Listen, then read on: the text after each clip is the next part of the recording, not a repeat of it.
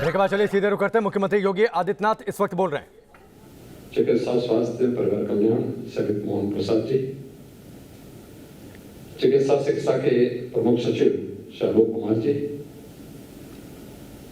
आज के इस कार्यक्रम में उपस्थित चिकित्सा एवं स्वास्थ्य विभाग से जुड़े हुए सभी अधिकारीगण, प्रदेश के स्वास्थ्य मिशन को कुशलतापूर्वक आगे बढ़ाने में योगदान देने वाले जो विभिन्न स्वयंसेवी संगठन और संस्थाएं हैं, उनके प्रतिनिधिगण और उपस्थित भाइयों बहनों, विश्व जनसंख्या दिवस के अवसर पर मैं पूरे प्रदेशवासियों को एक खुशहाल और स्वस्थ परिवार की परिकल्पना को साकार करने के लिए हृदय से बधाई देता हूं और उनकी शुभकामनाएं भी देता हूं।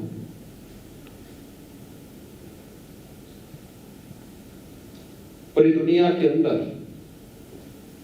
एक विषय को लेकर के समय समय पर चिंता व्यक्त की गई कि बढ़ती हुई जनसंख्या विकास में कहीं न कहीं बाधक हो सकती है और इस पर अनेक मंचों से पिछले 4 दशकों से निरंतर चर्चा चल रही है।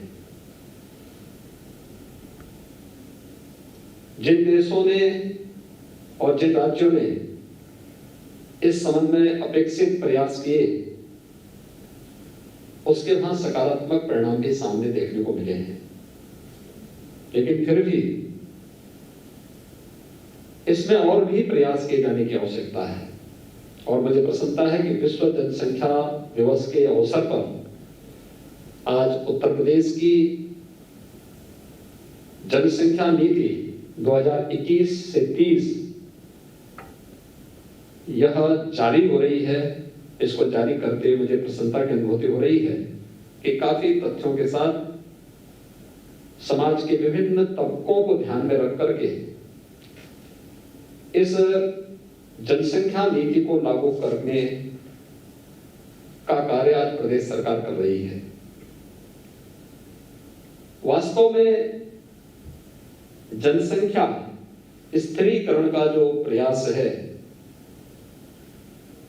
यह समाज की व्यापक जागरूकता के साथ जुड़ा हुआ है। हमें इस बात को नहीं भूलना चाहिए कि अगर समाज में जहां गरीबी है, वहां जनसंख्या वृद्धि का उसके साथ एक संबंध हो जाता है और इस दृष्टि से व्यापक जागरूकता का एक अभियान उन सभी तबकों को ध्यान में रख करके जब तक हम लोग नहीं चलाएंगे, तब तक उन लक्ष्यों को प्राप्त करने में कठिनाई होगी। और खास तौर पर जब यूनाइटेड नेशन ने दुनिया के सभी देशों से 2030 तक सस्टेनेबल डेवलपमेंट गोल्स को अचीव करने का एक लक्ष्य दिया हो और देश के अंदर आदरणीय प्रधानमंत्री जी के नेतृत्व में उन लक्ष्यों को प्राप्त करने की दिशा में प्रयास प्रारंभ हुए हों, तो देश में आबादी के हिसाब से सबसे बड़े इस राज्य के बारे में हमें अवश्य सोचना होगा, क्योंकि इसका संबंध केवल जनसंख्या स्थिरीकरण के साथ ही नहीं, बल्कि जनसंख्या नीति का संबंध हर एक नागरिक के जीवन में खुशहाली लाने और समृद्धि का रास्ता उसके द्वार तक पहुंचाना भी है।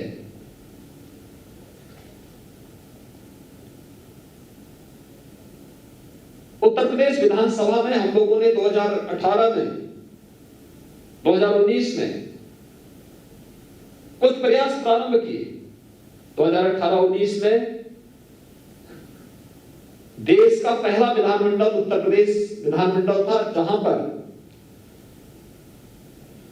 गांधी जयंती के अवसर पर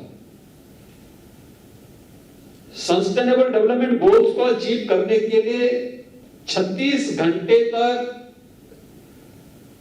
अनवरत चर्चा का एक नया रिकॉर्ड बनाया गया। उन गोल्स को अचीव करने के लिए अलग अलग विभागों के द्वारा अंतर विभागीय समन्वय समितियां गठित की गई और उसे निरंतर मंत्री मंडल का एक समूह निरंतर उनकी समीक्षा करता है, उसे फॉलोअप करने के दिशा में प्रयास कर रहा है।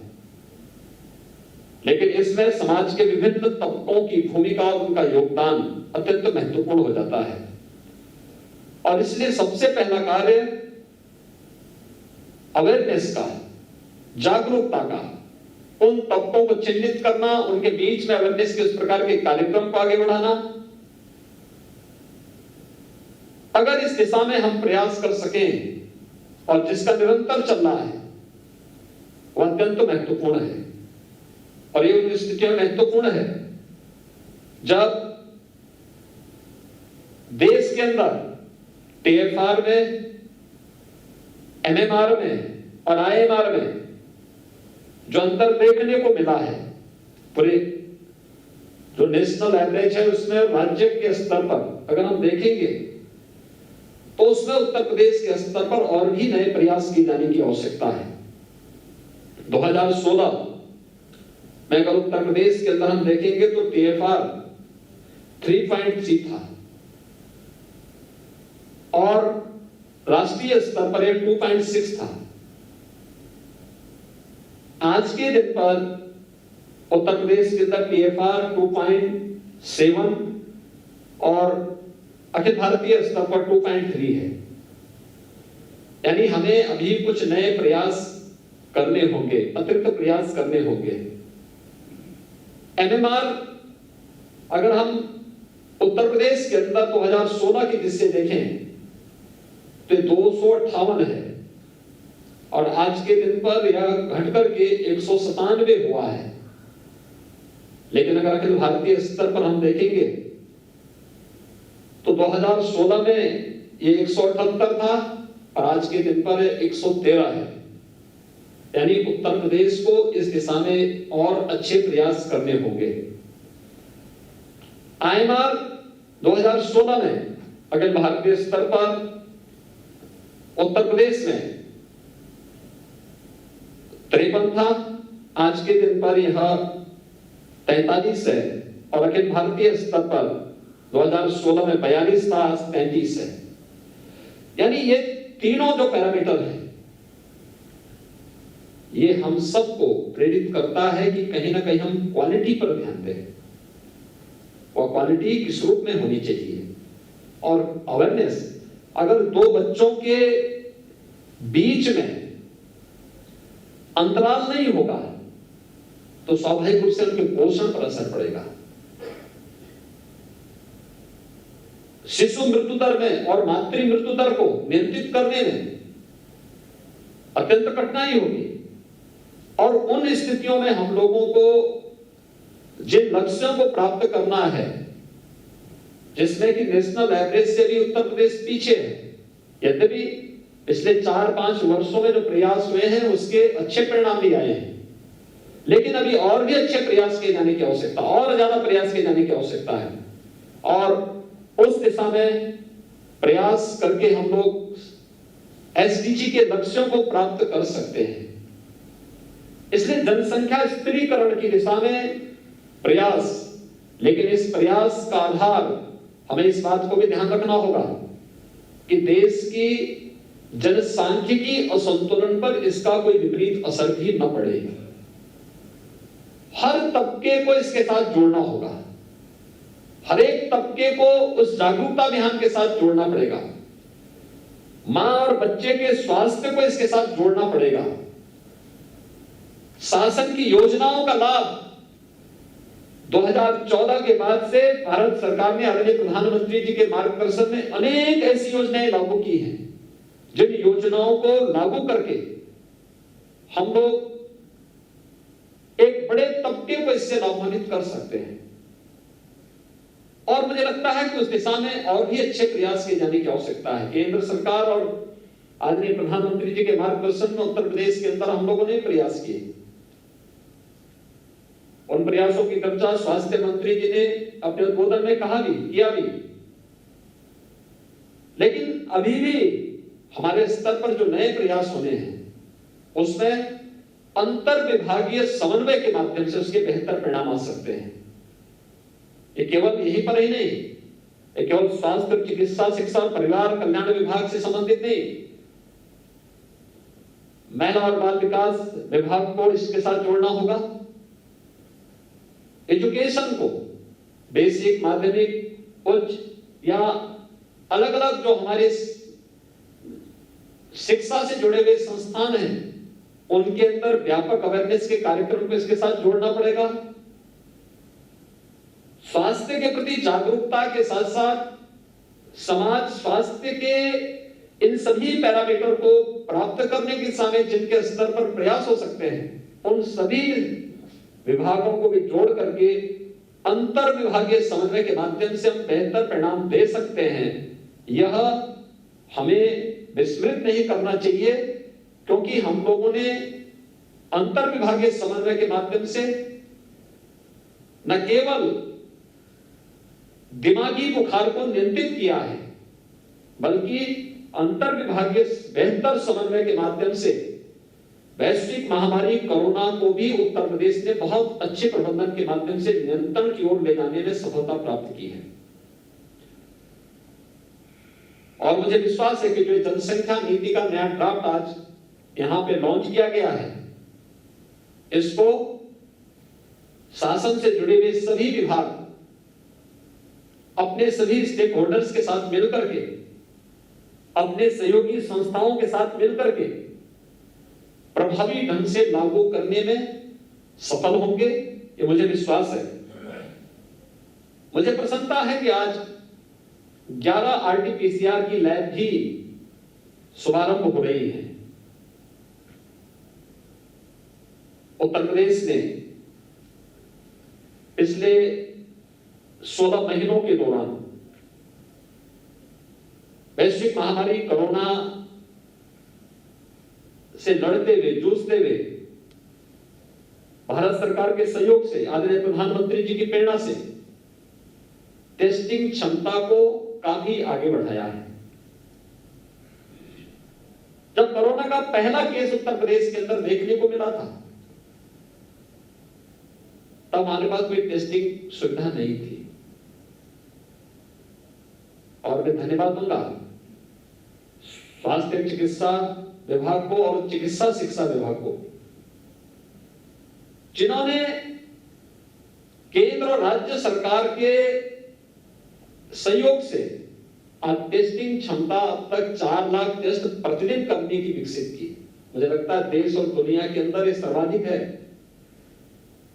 4 लाख टेस्ट प्रतिदिन, और ये 11 नई लैब्स आई हैं। इसके माध्यम से हमारी टेस्टिंग क्षमता और भी बढ़ पाएगी। और हम लोगों का जो मकसद रहता था कि सैंपल का 24 घंटे के अंदर ही हम रिजल्ट दे दें, तो यह उन जनपदों की जिससे जहां पर 11 लैब्स स्थापित हो रही है, वे जनपद हैं जहां पर ज्यादातर में हमारे कोई भी मेडिकल कॉलेज नहीं, और जहां पर इसकी आवश्यकता थी। यानी अब 44 ऐसे जनपद हो गए हैं जहां पर चिकित्सा और स्वास्थ्य विभाग के द्वारा बीएसएल लेवल 2 की जो हमारी आरटीपीसीआर लैब्स हैं ये स्थापित हो चुकी हैं। शेष अन्य जनपदों की दिशा में हमारे वहां पर कोई ना कोई मेडिकल संस्थान है, वहां पर इस सुविधा को चिकित्सा शिक्षा विभाग के द्वारा दी जा रही है या दी जा चुकी है। लेकिन हम इस लक्ष्य को निरंतर आगे प्राप्त करेंगे, इसमें किसी भी प्रकार का कोई संदेह नहीं होना चाहिए। टेक्नोलॉजी का बहुत महत्व हो सकता है, और हम लोगों ने विगत 4-4.25 वर्ष के अंदर इस बात को महसूस किया होगा।